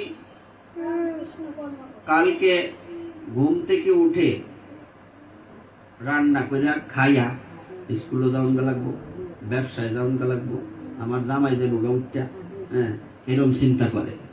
কিন্তু একজন ভক্ত কি চিন্তা করে? ঘুম থেকে উঠা তাড়াতাড়ি না উঠলে, আমি স্নান না করলে যথা সময়ে আমার সেবাটা হবে না, যথা সময়ে সেবা না হইলে যথা সময় রান্ধ হইতো না, আমার স্বামী যে চলে যাবে তার রাইন্দা প্রসাদ পাওয়াই আবার লোকে একটু দিয়ে দেওয়ার লাগতো না, এমনি দিবা। পার্থক্য কি?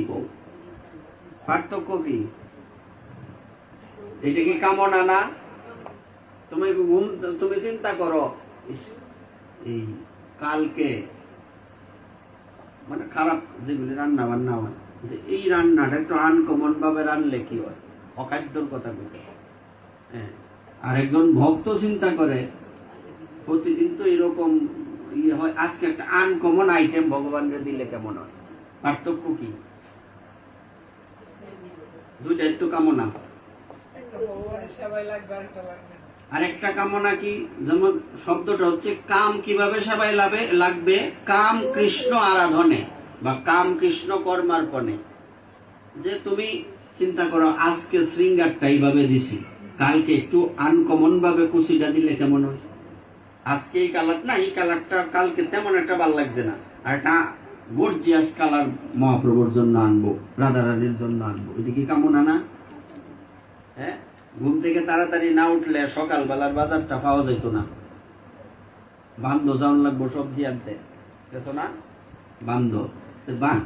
বান্ধতে যে যাইবা সবজি আনতে, সকালে গেলে ভালো ভালো সবজি পাইবা ভগবানের সেবার লাগা। নর্মাল মানুষের হচ্ছে নিজের পেট পূজা, আর ভক্তের হচ্ছে ভগবত সেবার পরে পেট পূজা ওগুলোরই আছে।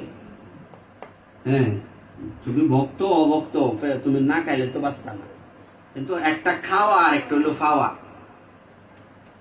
তাইলে কামনা কেমনে সেবাই লাগলো? আকাঙ্ক্ষা। তোমার এটা তো একটা আকাঙ্ক্ষা যে আমি সকাল সকাল বাজারে গেলে সবজিগুলি ভালো ভগবানের সেবার জন্য আনতে পারবো। হ্যাঁ, এখন একটা আনকমন, মানে এখন একটা যে সময়, এই সময়ে নরমালি কাঁঠাল পাওয়া যায় না। দেখিছে 2-4-5টা বাজার খুঁজা, আমার জন্য উৎসব লাগছে, আমি একটা কাঁঠাল পাইনি খুঁজা গোবিন্দ সেবার জন্য। এরকম করে কিনা অনেকে, আর ইয়েতে গেছি আমরা, ইয়ে এই জায়গার নাম হচ্ছে ফাঁসগাঁও, এই মুন্সিগঞ্জ জেলা ফাঁসগাঁও। ওখানে আমাদের এক সুনীল সাধু আছে। হ্যাঁ, তো এই সুনীল সাধু উনি প্রতি বছর ভিক্ষা করে একটা ওই একটা 5 দিন পার একটা যজ্ঞের ব্যবস্থা করেন, উৎসব ভক্তদের সেবার ব্যবস্থা ভিক্ষা করে করে। এবার হ্যাঁ না, এদিকে আইসে না, এদিকে আইসে উনি একদম একদম বুড়ো হয়ে গেছে এখন আর ওইভাবে। হ্যাঁ, ফাঁসদোনা না, ফাঁসগাঁও, মুন্সিগঞ্জ জেলা। হ্যাঁ, একদম বৃদ্ধ হয়ে গেছে। এবার উনি প্রতি বছরই অনুষ্ঠানটা করে, এবং এই অনুষ্ঠানটা হচ্ছে মাঘ মাসে। ওই মাঘ মাসে ওনার আম কাঁঠাল দিতে হবে ভগবানের সেবায়। এবার চিন্তা করেন, অথচ নিজেই ভিক্ষা করে চলে, পাওয়া যায়, দামটা কি এটা কম না, তোমার লেগে সুবিধা, এই বেটাল তো ভিক্ষা করে চলে। আমরা কইলে রাধারণের কৃপায় তোমরা আইনা দিতে পারবা, এই বেটা তো ভিক্ষা করে চলে। হ্যাঁ, বুঝাইতেছি, এটা কি কামনা না? যেমন রূপ গোস্বামী পাদ উনি কি করলেন, রাধারানী যদি একটু ফায়াস দিতে পারতাম। রাধারানী নিজেই ছোট্ট মেয়ের রূপ ধারণ করে ওই চাল দুধ আর চিনি দিয়ে গেছে। সুতরাং এটাও কামনা, আমার কামনা আমি যদি একটু ধামে যাইতে পারতাম, কামনা আমি যদি একটু এই কামনায় তোমার ক্ষতি নাই। এটা এই কামনা হচ্ছে, কামনা তুমি সরাইতে পারবা না, কামনা থাকতে হবে। যার কামনা নাই এত ফাত্তর, কামনা ছাড়া আবার মানুষ হয় কেমনে? কামনার মুখটা ঘুরাই দিতে হবে, মুখটা ঘুরাই দিলেই শেষ। 4-5টা ক্ষেত জমি চাষ করে না মানুষ, এই জমির মধ্যে সেলো মেশিনে জল দেয়। একটা জমি ভর্তি হয়ে গেলে তখন কি করো, তুই দিতে থাকো, মুখটা ঘুরাই দাও না আরেকটা ক্ষেতের দিকে, মুখটা ঘুরাই দিতে হবে। জাগতিক কামনা হচ্ছে নিজের পেট পূর্তি, পেট ভরা। আর ভগবানের প্রতি কামনা হচ্ছে আগে ভগবত সেবা, পরে যাও মহাপ্রভু কৃপা করে দে। সেবার মধ্যে ভোগারতিতে নিচে আছে যে এই কৃপা করি দাও হে প্রভু এ মহাপ্রসাদ, আছে না? এটাই পার্থক্য। কাম, এবার কামের পরে ক্রোধ। ক্রোধ কিভাবে সেবায় লাগে?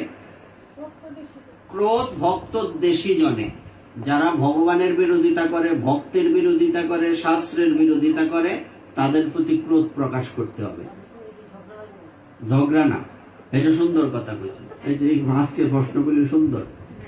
ক্রোধ প্রকাশ মানে কি মারামারি করবা না, এটার প্রমাণ আছে।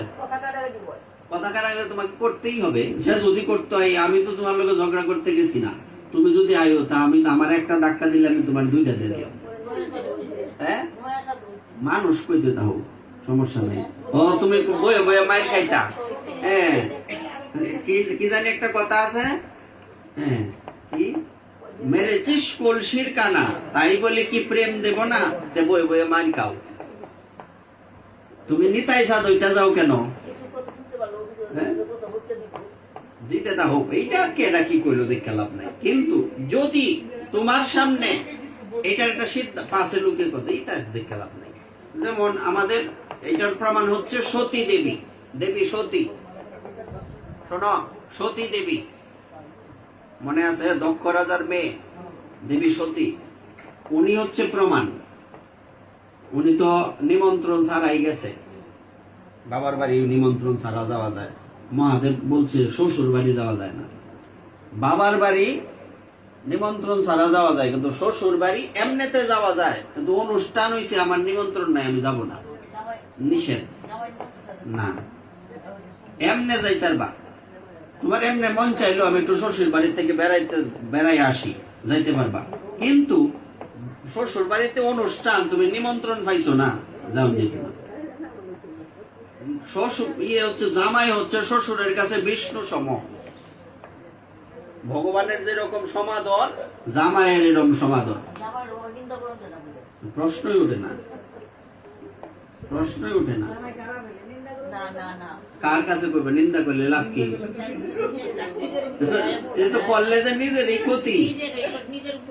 মানুষের তুমি কার কাছে কইলা নিন্দাটা, হ্যাঁ কি আরো 60 জনরে কইব, শেষে কার মুখটা কার পড়বো? কইছে গো অমুকের জিয়ের জামাইটা গো, তুমি করতে যাচ্ছ, এই তুমি করতে যাচ্ছ, ভাই কইছে। সুতরাং প্রশ্ন ওটা না, ব্যাক করলে না পারলে ঘরে তারে সংশোধন করো। সে যদি সমস্যায় থাকে তার সংশোধন করা যাবে, কিন্তু নিন্দা করা, কারোরই নিন্দা করার প্রয়োজন নাই। এবার প্রমাণ কি? সতী দেবী তো নাসর বান্দা, উনি যাবে নেই। শোনো, অত বড় যজ্ঞ আমি আবার না যাই কেমনে? হ্যাঁ, উনি গেলেন, গিয়া দেখছে সবার জন্য আসনের ব্যবস্থা, মহাদেবের কোনো আসন নাই। তখন বলছে তুমি নিমন্ত্রণ করছো না, তোমার জামাইয়ের একটা আসনও রাখলা না? জামাই, তোমার জামাই তো নর্মাল কোনো ব্যক্তিও না, এখানে সব দেব দেবতার মধ্যে উনি প্রধান।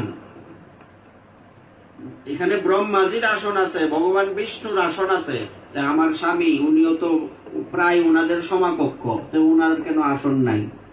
তুই এনো কেতে আইছ? তোর নিমন্ত্রণ করছি? হ্যাঁ, তুই এনো নিমন্ত্রণ ছাড়া কেমনে আইলে?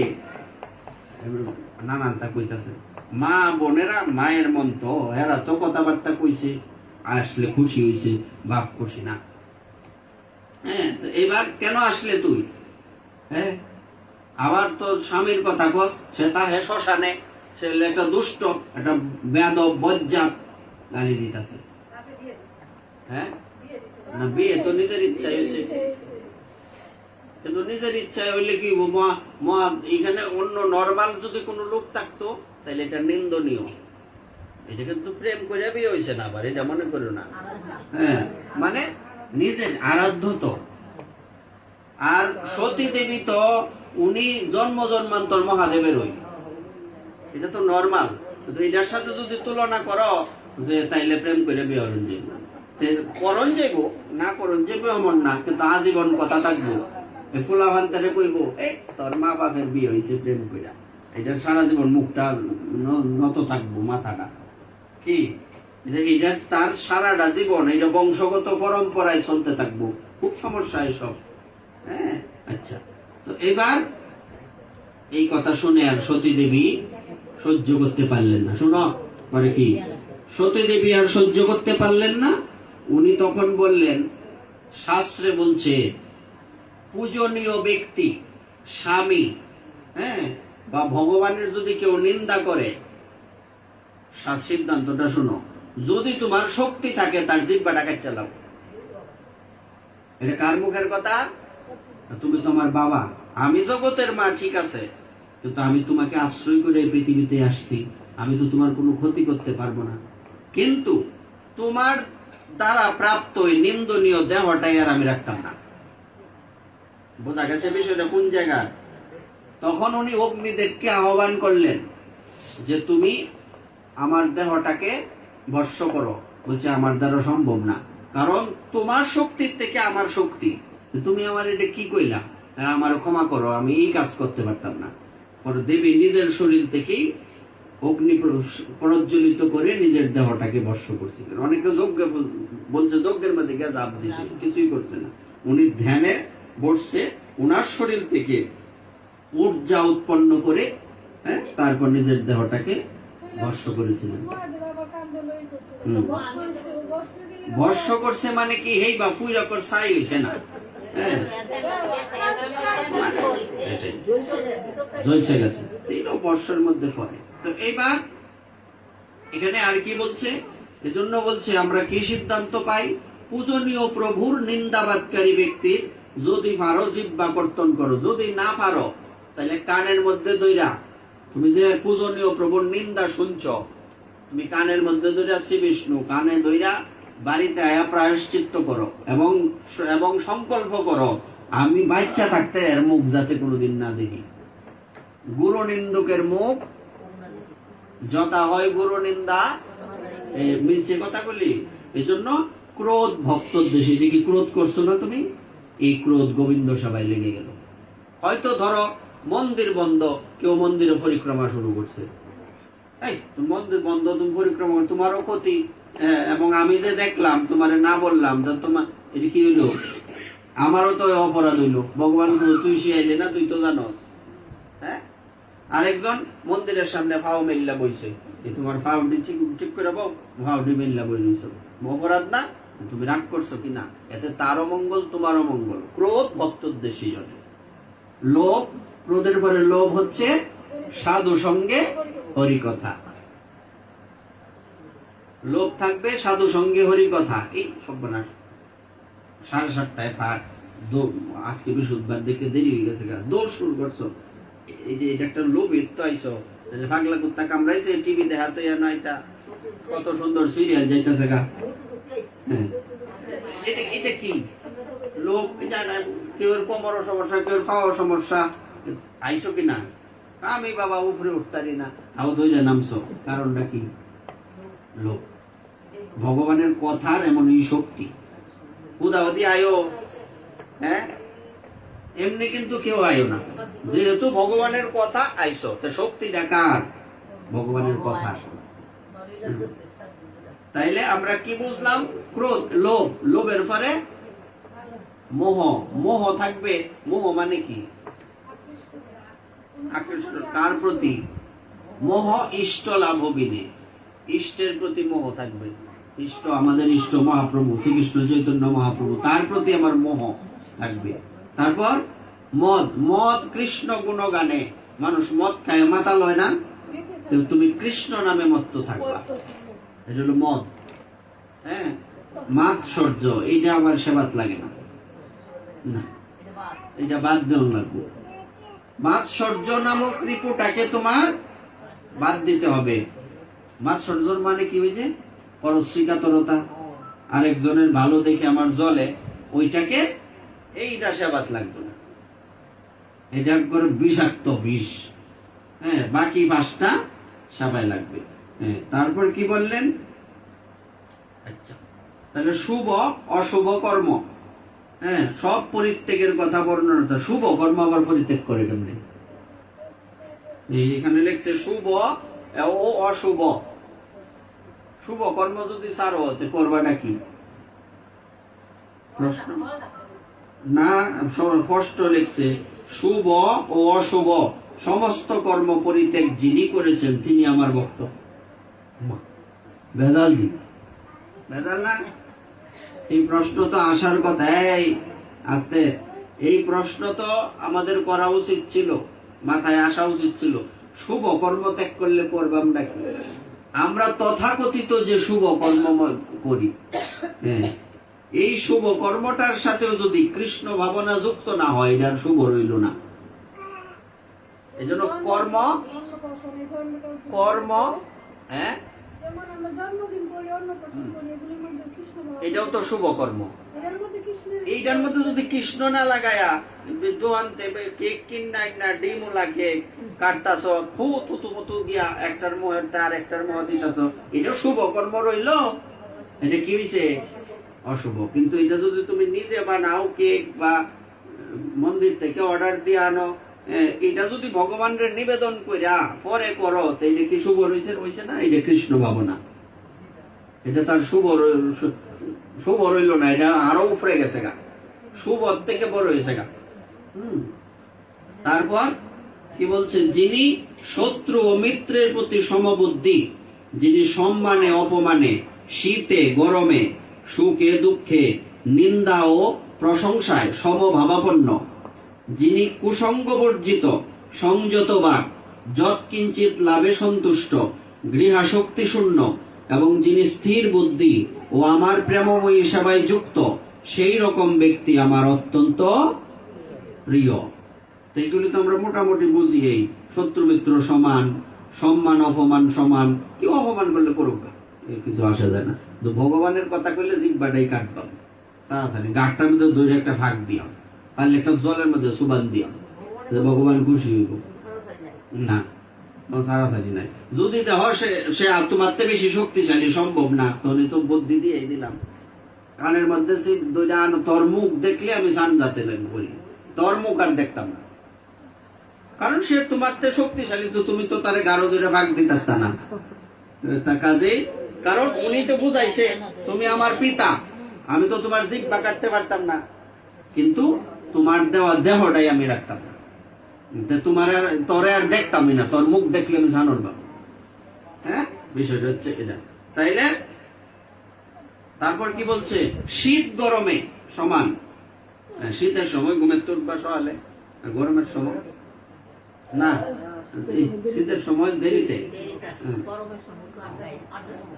বৈশাখ মাসে মঙ্গল আরতি করবা, এই মাঘ মাসও করো না।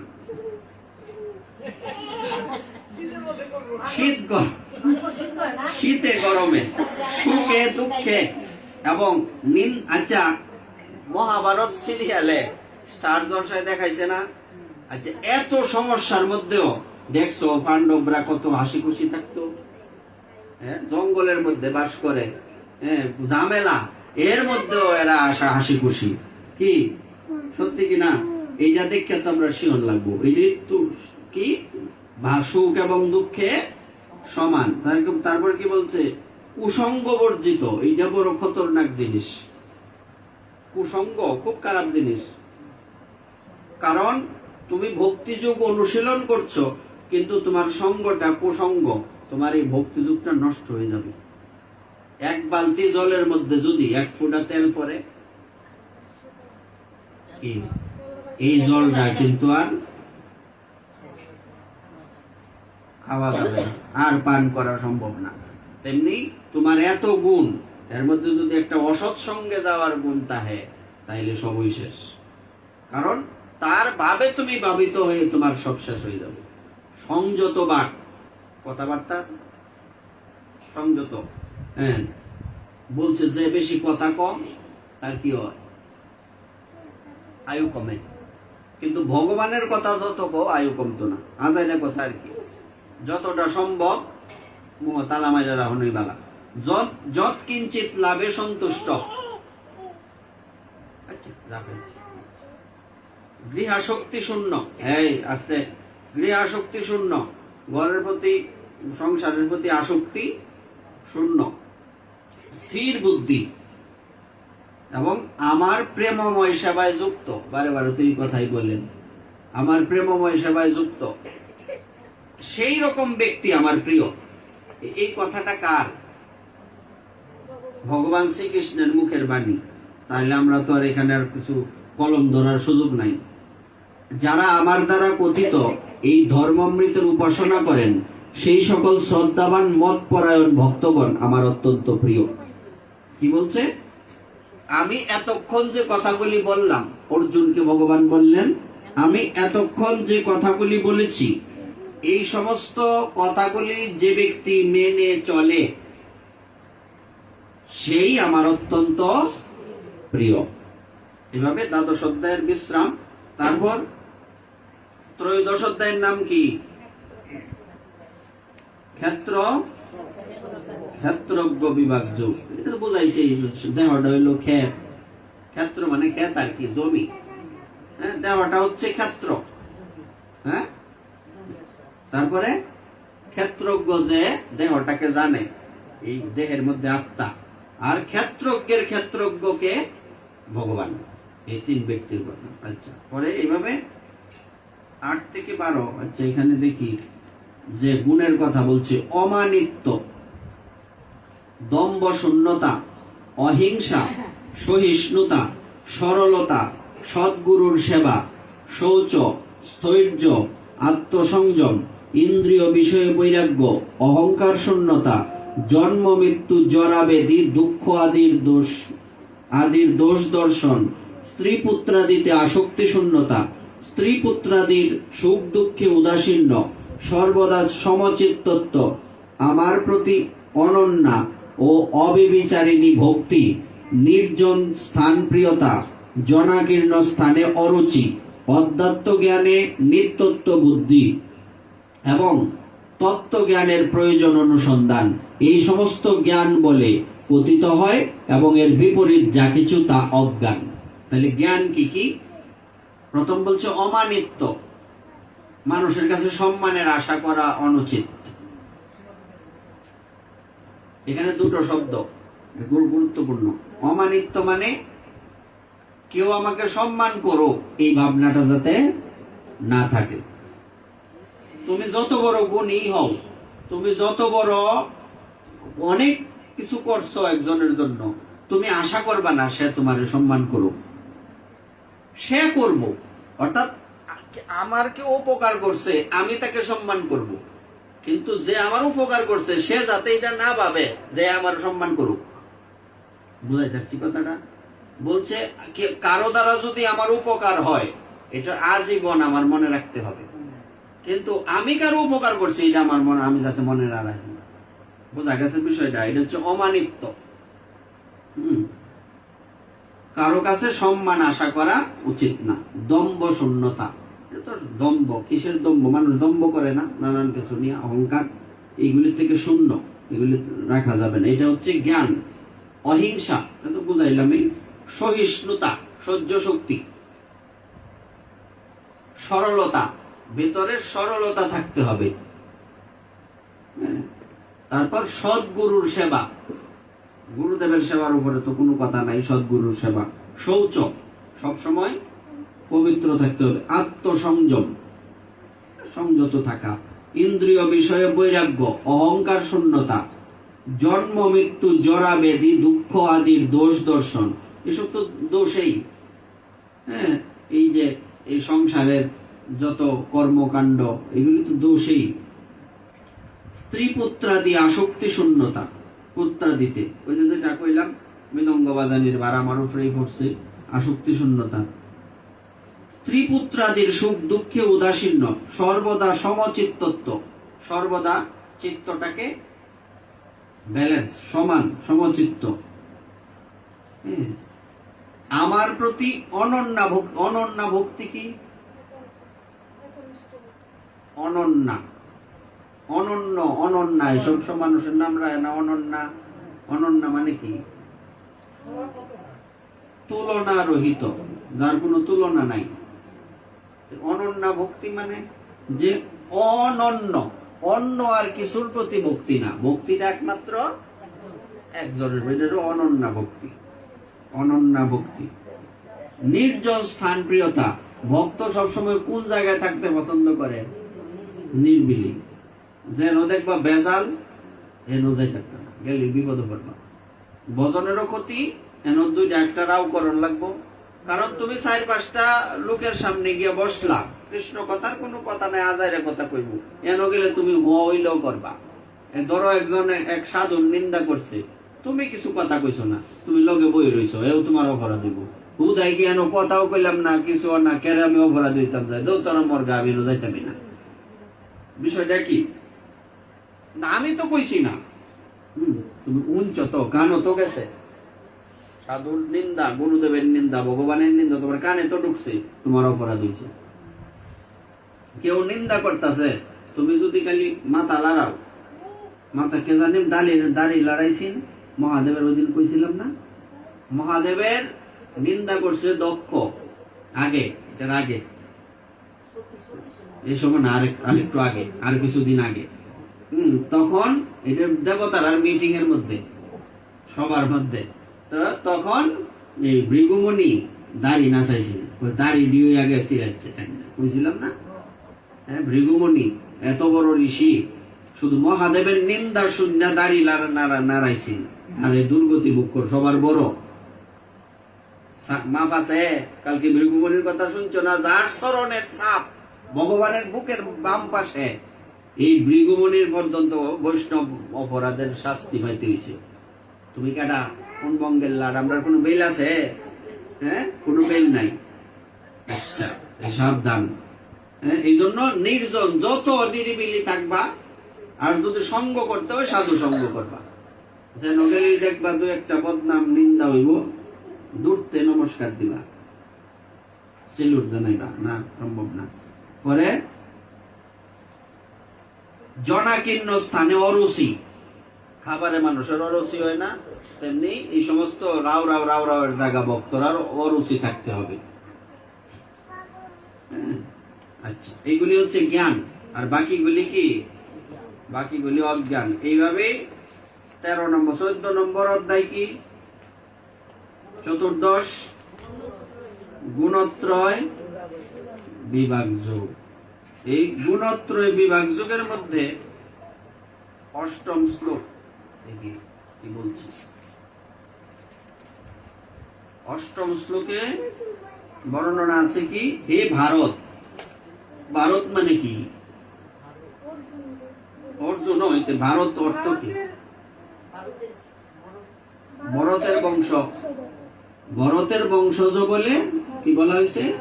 ভারত। হে ভারত, বাংলাদেশ ভারত না কিন্তু। আচ্ছা, হে ভারত, অজ্ঞানজাত তমগুণকে সমস্ত জীবের মোহনকারী বলে জানবে। সেই তমগুণ প্রমাদ, আলস্য, নিদ্রার দ্বারা জীবকে আবদ্ধ করে। তমগুণী ব্যক্তিরা তারা কি থাকবো? প্রমাদ মানে কি? হুদায় রাও রাও রাও রাও করতে থাকবো, মুহে দা কই পড়তেছে কিন্তু কোনো কামের কথা না। তমগুণী ব্যক্তির লক্ষণ প্রমাদ, প্রমাদ, আলস্য বুঝছই, আর নিদ্রা, খালি ঘুম ঘুম। নিদ্রা দ্বারা জীবকে আবদ্ধ করে। পরে কি 21 থেকে 25 গুণত্রয় বিভাগ যোগ। শোনো, কিছু করার নাই, আমার আর একদিন আছে। 21 থেকে 25 21 সংখ্যক শ্লোক। এখানে অর্জুন বাচক, এটা সুন্দর। শোনো, অর্জুন জিজ্ঞাসা করলেন, হে প্রভু, 3 গুণের অতীত তিনি কি কি লক্ষণ দ্বারা জ্ঞাত হন, তার আচরণ কিরকম, এবং তিনি কিভাবে এই 3 গুণ অতিক্রম করেন? প্রশ্ন করছে। এবার ভগবান কি বলছে? পরমেশ্বর ভগবান বললেন, হে পাণ্ডব, যিনি প্রকাশ, প্রবৃত্তি ও মোহ আবির্ভূত হলে দেশ করেন না এবং সেগুলি নিবৃত্ত হলেও আকাঙ্ক্ষা করেন না, যিনি উদাসীনের মতো অবস্থিত থেকে গুণ সমূহের দ্বারা বিচলিত হন না, কিন্তু গুণ সমূহ স্বীয় কার্যে প্রবৃত্ত হয়, এইভাবে জেনে অবস্থান করেন এবং তার দ্বারা চঞ্চলতা প্রাপ্ত হন না, যিনি আত্মস্বরূপে অবস্থিত, সুখ ও দুঃখে সমভাবাপন্ন, মাটির ঢেলা, পাথর ও স্বর্ণের সমদৃষ্টি, যিনি প্রিয় ও অপ্রিয় বিষয়ে সমভাবাপন্ন, যিনি ধৈর্যশীল এবং নিন্দা স্তুতি মান অপমানের সমভাবাপন্ন, যিনি শত্রু মিত্র উভয়ের প্রতি সমভাব সম্পন্ন এবং যিনি সমস্ত কর্মোদ্যম পরিত্যাগী, তিনি গুণাতীত বলে কথিত হন। এটা আগেও গেছে, আগেও আমরা এগুলি বলছি। তো এখানে কিছু বৈশিষ্ট্য দেখা গেছে, যেমন বলা হচ্ছে যে কি, অন্যের দ্রব্য পরদ্রব্যেষু লুষ্টবৎ। পরের দ্রব্য, এটা যদি হীরার টুকরাও হয়, এটা কিসের মতো? মাটির ঢেলা বা লুয়ার মতো। লুয়াও নেই গায়ে, লুয়া কওয়াটাও ঠিক না, মাটি কেমন লাগবে? মানুষ লুয়াটা দেখতেও লই থাকা। আমরা বাড়ির কুড়ালটা যে কাটা নিল, এরা কইতে কবে যে নিচে আর দিল না, দিলই না। থাল লই থাকা মন্দিরের লুয়া কইতাম না, মাটির ঢেলায় মাটিও লই থাকা না, মাটিও। এত এত থাল প্রতি বছর কিনে, কিন্তু থাল যে কেডায় নেগা হরিশ্চন্দ্র রাজা হইরা লয়ে গেছে গা মানুষের পর। নিলে আর দেয় না। হ্যাঁ, তো আচ্ছা কইছে অন্যের দ্রব্য লোহার মতো, পরের নারী কার মতো? পর স্ত্রী মায়ের মতো, পরের স্ত্রী মায়ের মতো, আর পরের দ্রব্য মাটির ঢেলার মতো। পরদ্রব্যেষু লুষ্টবৎ। আর এইগুলি হচ্ছে আমাদের মাথায় সবসময় রাখতে হবে। যিনি ঐকান্তিক ভক্তিযোগ সহকারে আমার সেবা করেন, তিনি প্রকৃতির সমস্ত গুণকে অতিক্রম করে ব্রহ্মভূত স্তরে উন্নীত হন। এভাবেই গুণত্রয় বিভাগ যোগের বিশ্রাম। এটা হচ্ছে কততম অধ্যায়? 14th অধ্যায়। পঞ্চদশ অধ্যায়ের নাম কি? পুরুষোত্তম যুগ। পুরুষোত্তম যুগের 5ম শ্লোক। যারা, এগুলি তো অনেক বলছি, এই একই কথা কত জায়গায় লিখছে, দেখো এগুলি কত গুরুত্বপূর্ণ। যারা অভিমান ও মোহ শূন্য, সঙ্গ দুঃসহিত, নিত্য অনিত্য বিচার পরায়ণ, কামনা বাসনা বর্জিত, সুখ দুঃখ আদি দ্বন্দ্ব সমূহ থেকে মুক্ত, এবং মোহমুক্ত তারাই সেই অব্যয় পদ লাভ করেন। এই কথাগুলি যে কত গুরুত্বপূর্ণ, প্রত্যেকটা অধ্যায় অধ্যায় এগুলি লেখা। আচ্ছা, পরে সপ্তম শ্লোকে বলা আছে, এই জড়জগতের বদ্ধ জীব সমূহ আমার সনাতন বিভিন্নাংশ, জড়া প্রকৃতির বন্ধনে আবদ্ধ হওয়ার ফলে তারা মন সহ 6টি ইন্দ্রিয়ের দ্বারা প্রকৃতিরূপ ক্ষেত্রে কঠোর সংগ্রাম করছে। আমরা এই দেহের মধ্যে আবদ্ধ হওয়ার ফলে সংগ্রাম, জীবনটা কি সংগ্রাম না? আচ্ছা, এভাবে পঞ্চদশ অধ্যায়ের বিশ্রাম। পরে ষোড়শ অধ্যায়। ষোড়শ অধ্যায়ে কি কি আছে? দৈবাসুর, এটা অনেকগুলি শ্লোক, আর এটা আমরা অগ্রসর হচ্ছি না। আগামীকালকে 16, 17, 18 এই 3টা অধ্যায় থাকলো। এই অধ্যায়গুলি মানে কিছু কিছু বড় বড় জিনিস আছে, অনেকগুলি শ্লোক। 16, 16 অধ্যায়, সপ্তদশ, অষ্টাদশ, অনেকগুলি শ্লোক। মানে আমরা যেগুলি বর্ণনা করার এই শ্লোকগুলি বেশি, অনেকগুলি এই অধ্যায়গুলিতে। এই জন্য আমাদের পঞ্চদশ পর্যন্ত আজকের এই কথার বিশ্রাম। শ্রী গুরু নিতাই গৌর সীতানাথ।